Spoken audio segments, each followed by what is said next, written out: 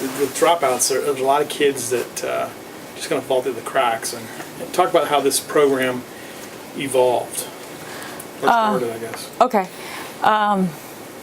Actually, more than 3 years ago now, Ken Young, Superintendent, Riverside County Office of Education, asked a handful of us who he knew were passionate about teenagers, especially those who are at risk of dropping out, or those of us who had kind of worked already in alternative education, whether it be for the county or outside within the school districts. And so I'm one of those. And we talked to him and discussed the idea. His initiative was, we got to figure out something to do. Right. We have this huge, dropout rate in our county, and we need to figure out, as a group, what we can do to change that situation.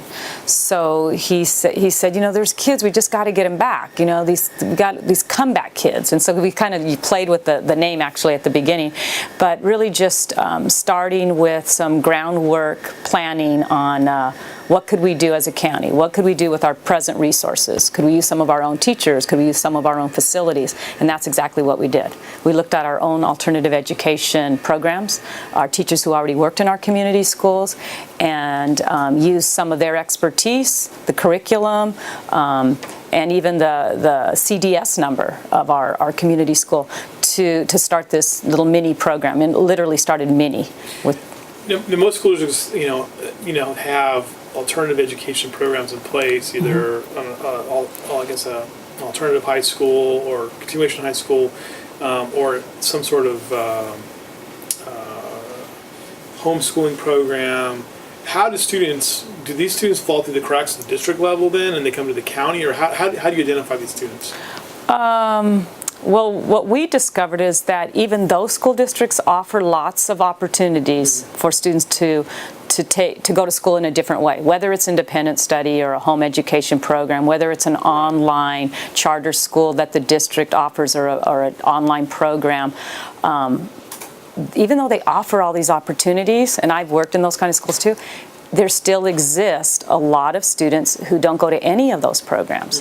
Sometimes it's tough to get into the independent study programs. You have to have already passed the KC. You have to have a C or better grade point average. So if there's students who weren't doing well academically, and sometimes that's just based on poor attendance, shows up as a poor grade in their studies or their final grades in class.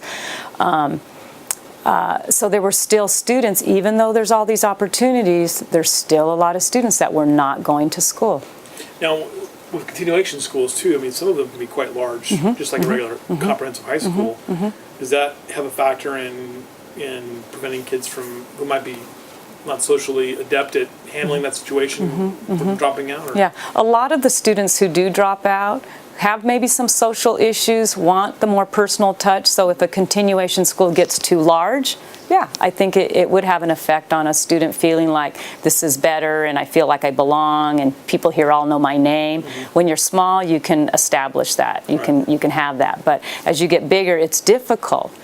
Honestly, at-risk students need lots of adults. They need a lot of caring adults, a lot of people who are going to mentor them. So the most successful programs that really target students who have a lot of emotional and educational issues are programs that make it a priority to have a lot of adults in the setting. Now the cynic would say, this is a very expensive program. Yep. These are kids who have failed. They may fail again. What's the value in this program? Why do we fund this? Okay, we fund it because it's important that we get more students back in school. We help them finish their education. They feel that sense of accomplishment. It's worth it, because if you look at how much money a dropout costs us in society, it's definitely worth it to take more adults, to hold on to more kids and walk them through the system and get them to the end of the final goal of graduation. It's a rite of passage. Right. There's a lot of conversation about, well, high school's not as important. When they're in high school, we should be talking about college. Personally, I agree with that. I agree that we should talk about the next steps. But for students who have been disengaged from high school, it's all about getting to the graduation of high school. We got to get there first, and we got to convince them that it's important. And then at the end of that, then we, transition them towards college and trade schools. We talked a little bit about how, there seems to be a range of when kids decide to drop out, does that start as early as the 6th grade, or when does that sort of start to take place? I mean, there's a variety of statistics that you can look at, and if a 7th grade student is failing math, there's a huge chance that he will or she will drop out of high school. If they're failing math at the middle school level, there's a huge chance that they will not make it through their senior year and graduate. Okay, and then the program, we saw examples of parental involvement, parents sitting with their children. Is that normal, or do you see, are these kids actually seeking out this program? Actually, a lot of students who come to Comeback Kids, they've learned about it through word of mouth, and a lot of times it's the parents or the grandparent. I talked to a grandparent on the phone the other day who was really frustrated that her 16-year-old grandson is not going to graduate from one of our local high schools. And the counselor had told him, "You're not going to graduate." And they were devastated. And so it is a lot of times the influence of a caring adult in the family, grandparent, mother, neighbor. And so we do, our marketing somehow gets to some of those other people, and they do want to be involved. Right. So originally we'll have an orientation, huge event across the county every month, different sites. And at those meetings, we get a lot of family members. And those students have the most success. When they come to the meetings with support, there's somebody kind of trying to keep them accountable to what their goal is and get their work done and go to your meeting with your teacher every week and make it to graduation. So now we're in a facility in Moreno Valley. If I live in Corona or Elsinore or Hemet or the Pass or even the Coachella Valley, do I have to come here for this, or are you trying to expand it to other facilities? Good question. We have 22 teachers presently working in the program. Most of them are full-time. A few of those teachers are part-time. We offer the program at 16 different sites across the county. So we are at our learning centers. So there's one of those in Indio, there's one in Banning, Paris Valverde area, here in Moreno Valley, Riverside, and San Jacinto. Those are our major centers. But then on top of that, we have CBK classrooms at individual little sites, kind of storefront sites in a few of those instances. And we also partner with youth opportunity centers. So we have a CBK classroom at a youth opportunity center, one in Rubidoux, one in Lake Elsinore, one in Hemet, one at Riverside YOC near the university area. So really, wherever you live, there's going to be something within a half an hour. Right. Yeah. And it's kind of describe a success story that you can hold up. Ooh, okay. God, I have a lot of success stories. One of our original, our very first graduate was a student who was literally an AP student in one of our school districts. And his senior year decided to he called it walking the razor's edge, and just kind of messing around, just having too much fun during his senior year, and literally found out January he wasn't going to graduate. He was failing a couple of classes. So here's a student that was academically on track for many years, but just socially and behaviorally made some bad choices. So even got himself into a junior college and started, but knew he could never get his degree without his diploma or GED first. So he was probably 19 or 20 when he came to us, and ended up, coming to CBK, finishing those classes, graduating, and now he's on to a 4-year university.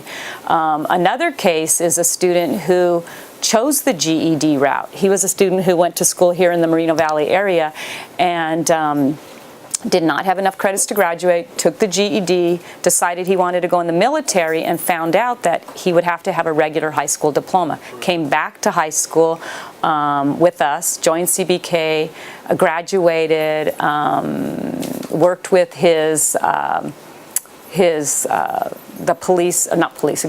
military partner, and ended up going in because he had 2 languages, started at a really high rate, and so that was a success story. But we have other students who just were disengaged from high school for a variety of reasons. Sometimes they were, might be a pregnant student who was just out of school for a year and came back. Right. And how many of them come back, do you think, just based on economic realities of not having a high school diploma? Yeah. At every orientation, and we started this last year, we survey every student who comes who's just interested, may not decide to go to Comeback Kids, but interested in learning about it.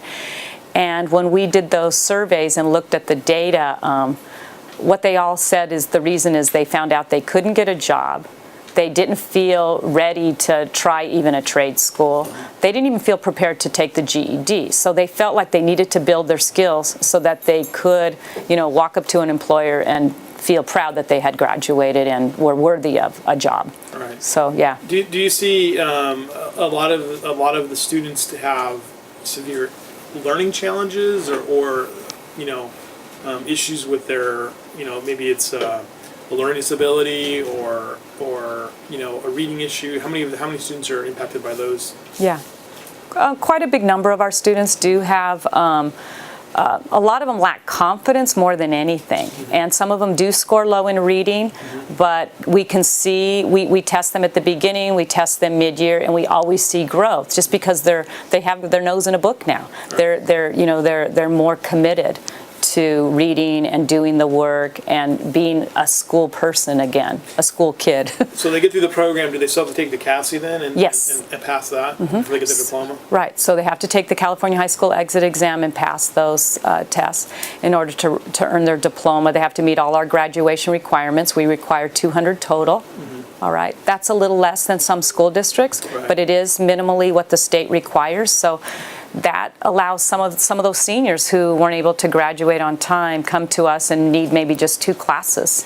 And what is there's a ceremony for everybody? Talk about that one. Right. We have a ceremony every year. One year we had it at the campus of Riverside City College, so we had a huge turnout of parents and students and loved ones, and it was giant. I mean, it was standing room only. Last year we actually held the ceremony at the Grove Community Church in Paris, Moreno Valley area, and it's a huge venue, so it was very professional and plenty of seating, cool environment. The students, when they walk across the stage, feel proud and that it is a really dynamic setting and a dynamic event. We had 2 speakers last year at our graduation who just talked about their journey. Really neat young man and young woman just talking about their journey and being happy that they could accomplish it.